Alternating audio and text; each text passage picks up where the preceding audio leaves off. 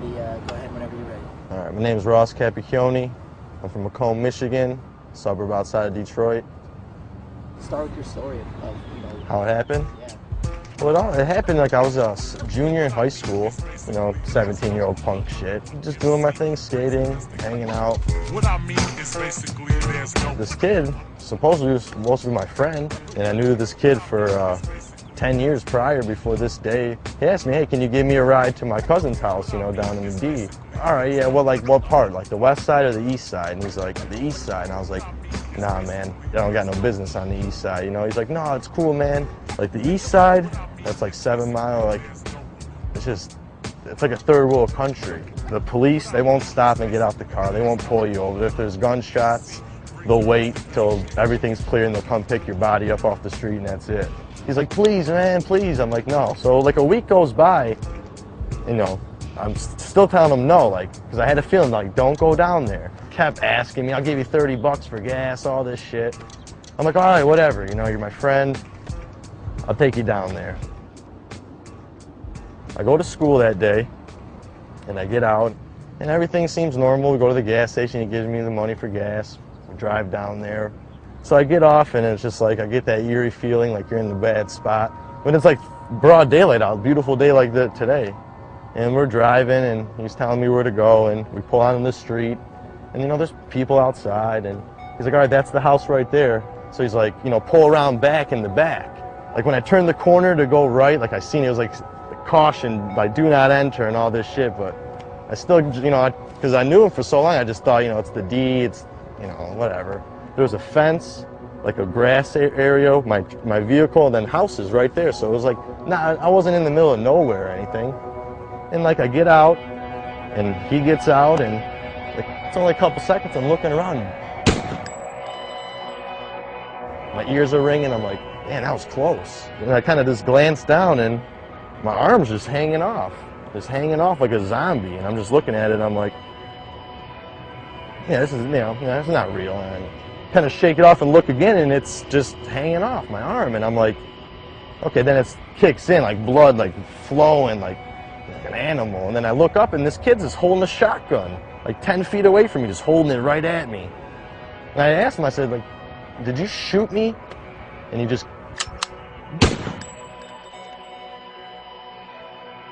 blew a hole in my chest like this big. So after that, I just dropped to my knees. I lost all my air. I couldn't see. I remember being on my on my hands and knees, and I felt the barrel of the gun on my head. I felt this barrel just shaking still on my head, and so I smacked it away. But there was a shotgun, so it sprayed. So it still hit me in the head really good, but it didn't blow my head off like a watermelon, just to pieces. So after that, I got a little sight, and I was like, okay, I'm still moving. I don't know what's going on with my head, but I know I'm alive. And I remember I looked up, and he was just staring at me, and he took the butt of the gun and smashed me in the face with it. Knocks my teeth out. I fall back, but I can still see at this point, and I don't understand how I can see because I have so much damage to my lung and heart. I felt like these hands in my pocket digging for my car keys. When he's trying to grab my keys, I ended up on my stomach. And I look up and I see my Jeep Commander driving away, just driving away, flying away. And I said, okay, well, either I stay laid down in this spot right here and die, or I try to get up. So I try to push myself up, but take my left arm, take it right out. So gunshot to the chest, bigger than a soup bowl, and then my head all mashed up. And I'm trying to push myself off the ground. Kept trying, and I'm like, all right, you know what, one more. I'm gonna try it one more time. And I pushed up, and then out of nowhere, I felt these arms from underneath me pick me up. And I remember swinging, trying to grab someone, and there was no one around. And I was just standing up still, like a drunk, zombie, just and I got this like a shove, someone shoved me from behind to go forward. I must have got about 7, 8 feet. I just fell straight down. Because I remember I hit the ground on my stomach. I'm like, all right, well, I went as far as I could. This shit's hurting too much. Let me just close my eyes and start relaxing. Sure enough, I closed my eyes and all the pain started going away. And then I'd wake up real fast and be like, this is not right. I just got shot 30 seconds ago. How's the pain stopping? And I'm like, don't worry about it, go back to sleep. That's a good feeling when you're sleeping. So I'll pass back out a little bit, and then I'd be like dying. And then I'd wake myself up, like my own voice, third person. Hey man, get up man, you're dying. And then like, I did that, and then I heard, hey, hey. And I like started hearing this guy, and he's like running over to me. So when I fell, there was like a probation officer at a stoplight, and he seen me fall out of the woods, like all bloody broad daylight. And then I felt his hand on my back, like, hey man, you're fine, don't close your eyes, come on, the ambulance is coming, they're coming. And I'm like, man, like I just want to sleep, leave me alone, man. But then in my head, I'm like, no, you don't, because if you fall asleep, you're sleeping forever. And I remember like getting on the stretcher, and they're putting me in the stretcher, and just like the facial expression of the paramedic was just like, just a stunned look on his face, but in the same time telling me I looked great. I looked beautiful, like you're gonna be fine. And then it just like blacked out, and I went to like I was outside of the ambulance on my skateboard, filming it, like rolling telephoto filming of the ambulance, and the doors open, everyone's panicking, and I see my legs coming out, and like once it gets to my head, blacked out. I was pronounced dead on arrival right there. John Doe had nothing on me. They said, Doc, this kid's, gone, and Doc said, no. I'm here, let me try.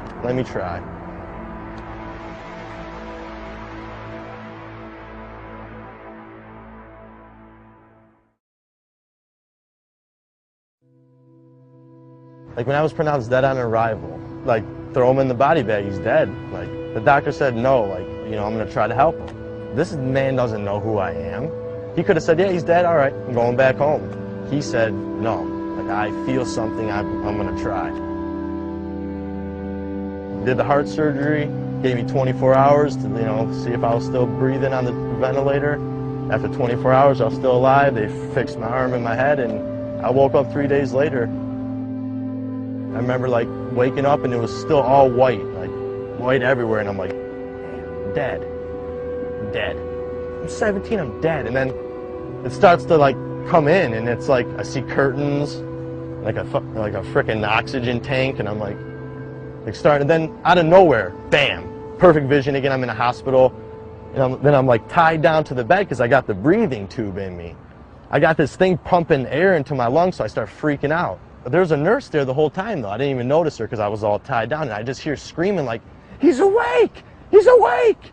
And I see her like running out of the room, and then like running back, like 3 more nurses and the doctor, just this woman just coming around the corner flying, like throws her clipboard in the air, runs up to me, oh my God, you look beautiful. Like, and in my head I'm like, what do you mean? I look beautiful. I can't even, what's going on? Like, am I tied down? And then she's like, all right, 1, 2, and like on 2, she pulled that thing out of my throat, man. I got to breathe again, like real air, like, of course I coughed up a ball of tar and BBs, but everyone was just looking at me like, you're alive, like you're breathing on your own right now. Like, what's your name? I don't know. What year is it? What? Who's the president? Huh? Is there any way we could contact anyone you know with a phone number? I was like, 27. Out of anything, my name, anything, the year, only thing I remembered after that was my father's phone number. For 3 days, my family didn't know. My father was outside, like, spraying out the garage, and he got the phone call from the hospital saying, I think we got your son, he's been shot, but he's alive. So, I don't know how my parents had it. I don't know how that feels, like you're a father. Like, so, I don't know, it chokes me up because, like, it's crazy, but they came down there, and I remember, like, I seen my mom come in and my dad, and I'm looking at him, I was like, Mom, you can't get mad at me right now. She's like, mad? You're alive, you're alive.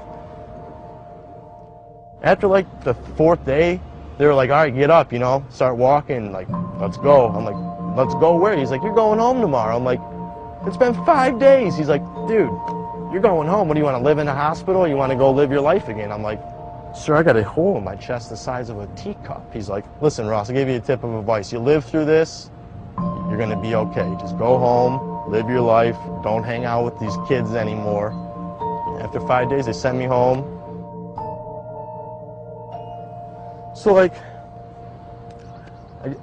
I'm shot, My parents are asking me questions. My dad's asking me, what are we going to do about it? And I'm like telling him, like, Dad, I know who did it, you know? The next day, like, out of a movie, like, these men in suits came in. And my dad's like, yeah, can I help you? And they pull out their, you know, badges and FBI, you know. They say the kid's name. And I'm like, yeah, I know him, that's who shot me. He's like, oh, could you identify him through a picture? I was like, of course. Pull out a picture of the kid. He said, that's him right there. He said, Ross, we have him in custody. I said, how? I just woke up like 2 days ago. I just learned how my name again, like how to talk. He's like, the day blank shot you, he called blank and told him. So this kid shoots me and calls his buddy and says, hey, I shot Ross, he's dead. The kid's like, no, you didn't, you're lying. Because imagine another 15-year-old kid saying to a 15-year-old kid, you know? So after they hang up, the kid he told calls the police on him. And he was met by the SWAT team right at his front yard. Got him. And like all I had to do was go to court and testify against him. I went in there, man, in a wheelchair, head still stapled, no teeth, 105 pounds because of all the blood I lost, arm cast, and I sat in front of 40 of his family and him, and he couldn't look me in the eye. He had his head down the whole time, and I had to tell my story like this to everyone. That was the first one. I had to go back to final sentencing, and that's when I was healed. Like, so I walked back in the courtroom the second time. He comes out in a purple suit, top hat, cane, and sunglasses. This is the kid who shot me at court, smiling, while his family cheers him on, says, like, way to shoot Ross, called me a coward because I was taking the justice route. Like, I didn't lower myself to his standards and go try to kill him. I spoke, and the judge like looked at this kid and said, you know, said his name, and he said, yo, Ross, thank you. And the kid just looked at the judge like, what do you mean? He's like, because if you would have killed Ross that day, you would have got life in prison. But since Ross was a warrior and survived, you get a second chance, and he just slammed the gavel on him. He said, go have fun in prison for 35 years. Well, I found out that the cause of the shooting was because he had to join a gang. That was his initiation was kill a random person. He had to pick someone, so he just thought I would be the guy to pick. Yeah, that happened in 2007. In about 4 years. And I'm telling you, the first two were the hardest. It gets hard, like waking up and knowing like someone tried to like shoot you down, and you got to get through that every day. Like seeing people. Like I get on a bus, public bus, I'm freaking out the whole time. Like I don't trust anyone on the bus. For a while, my mother had to like take care of me as like how you do an infant, like washing, changing, feeding. Like I'm 17 years old and I got my mom bathing me. I can't move. I got no hand. I can't talk. I'm all weak. And my dad and mom were like, Ross, like come on, like the doctors say, like give it time. And then all my friends like coming to see me, hanging out with me. I started getting more positive. One day I woke up and I felt different. Like I was like, you know what, this is my world. That's what like every time in physical therapy, like I would try to do something, mess up, I'd be like, well, it's like a nollie backside flip. Like you're gonna mess up until you try it and land it. When I'd mess up, I'd be like, nollie backside flip, and then I'd get it. Like I'd do something with my hand and like put the thing in, and the doctor would be like, oh yeah, good job, like you did it. And I'd be like, So I like started living my life as like skateboarding. It's been working. I'm very blessed. I see it now. Like when before, I'm like, you know what? Like I'm so unlucky. Like I went through all this getting shot, and really, like I look at it now after like maturing and growing up. Like it just gave me like a whole new leg up on life and how I can live my life. And it's crazy. Like it's like makes me happy to be alive, and just like I'm so grateful for everything. Like I just look at what I got. I don't look at what I don't have. I look at what I have.